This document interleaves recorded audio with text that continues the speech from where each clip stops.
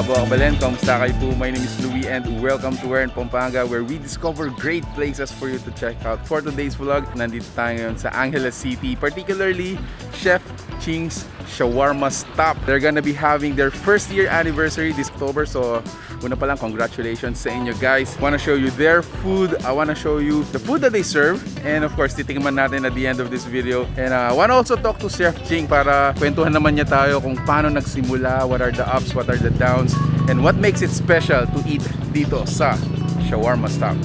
Samahan niyo ako, let's go!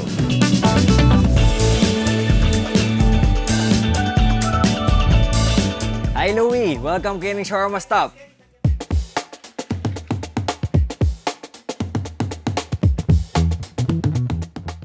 I was working on one of the biggest hotel in Clark. Then suddenly, may ka-pandemic, may stay at home. Menyari kanini, keng balaya ko na mugewa ing passion ko na magluto. Post kaya keng IG or keng Facebook, nang karakal mag-likes and message. Kukutang danong, ako bisa sali, siguro apin ditang making sign to start my own. Sariling pamangan ko na yung mismong palwal ko. Showcase ko na ing Hero Direct Head Chefs ko na ako. Thank you, chefs! Karetang customer, kalakoda, check ko yung table da, no hagisan da. Manta ako ka-passionate on how I cook for the customers. Honestly, mag-start ko kayo ni, alik ko man make food costing. Kasi, puri ko muna, pagluto ko rin tao to share what flavors are. Unlike others kasi na muna dang isipan yung panakitan da, which is very wrong for me. For example, ay na, malitang word na emune, didinan makanini, makamalitang ingredients. Pero ako pili ko nga.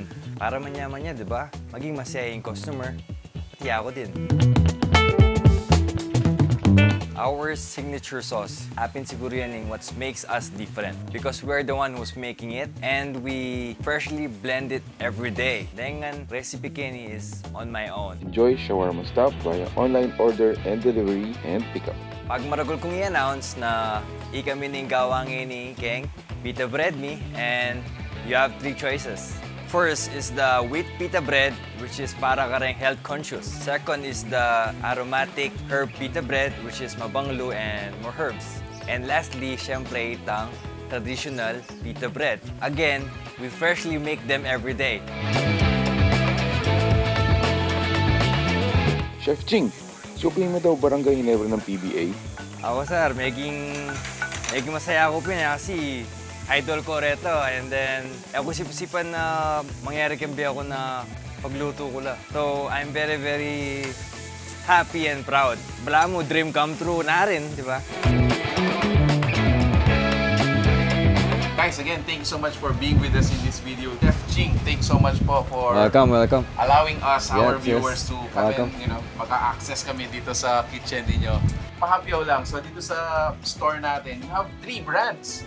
Tama ba? Yes, so you have Shawarma-stop, you have Barbecue Joe. Yan, and that's my kuya. Yes. Yes. And then the other one is Yung Kim Ching. Kim Ching. Yep. Let me know ano ba yung dapat mong unang tikman. Yung bestseller. Siguro yung Ching's, yan. So, Nakapangalan this one is- sa akin yan. So yung sa loob niya is a Korean fried chicken, tapos meron siyang mouth-watering na sauce, and at the same time, may feel mo yung crunch kapag kinain mo na.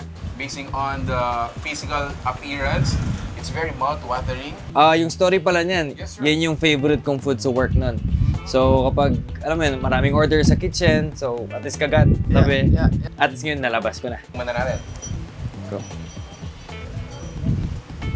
I think yung pinaka-highlight dito is the Kasi dyan sauce. is, we make it almost every day. It's like from my own recipe. Yeah. It's like nung nag-work ako, pinag-practicean ko talaga yan and all.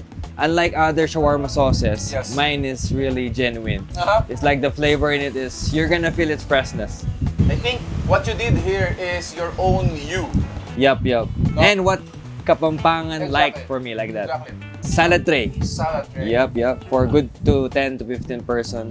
So if you have party, at least. Pwede siyang Ching's, which is the Korean fried There chicken. you go. And pwede siyang chicken, yung traditional way. Uh-huh. Pwedeng half beef, half chicken. Tingin pa lang guys, it's very greenish. So I bet it's, all natural. Yep. It also has yung signature sauce nila. Very evident siya. So moving on, this one is, I wanna take this one. This one is beef shawarma rice. I put a little bit aromatic on the rice. So I hope you like it. Wow. Oh nga.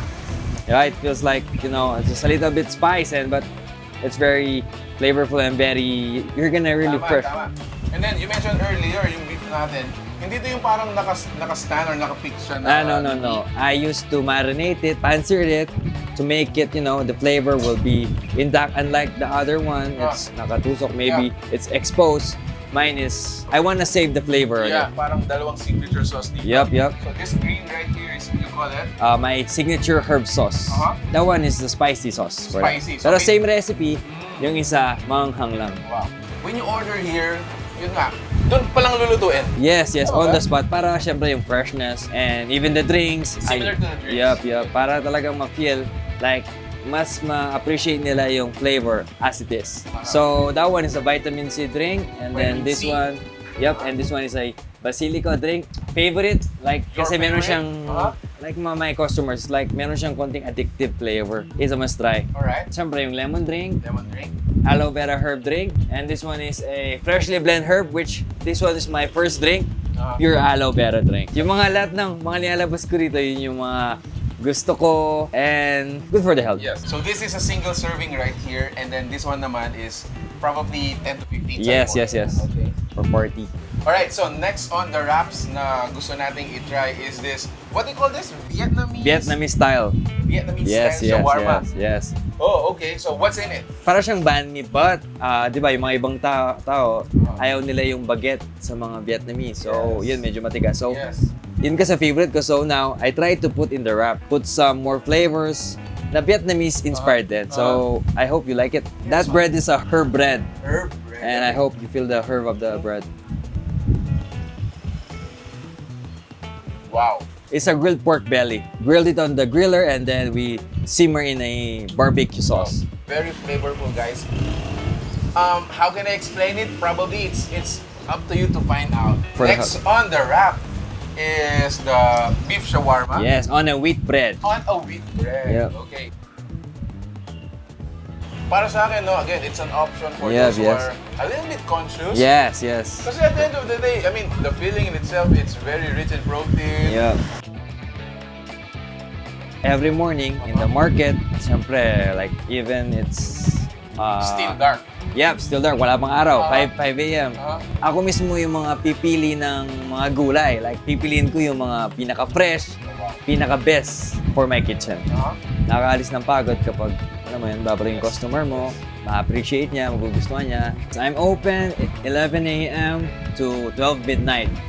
And on 3 p.m. naman, my brother, si kuya ko, barbecue naman. Joe's Barbecue, yes. Starting grilling at 3 p.m. Lahat naman ng tao gusto yung barbecue. Yes.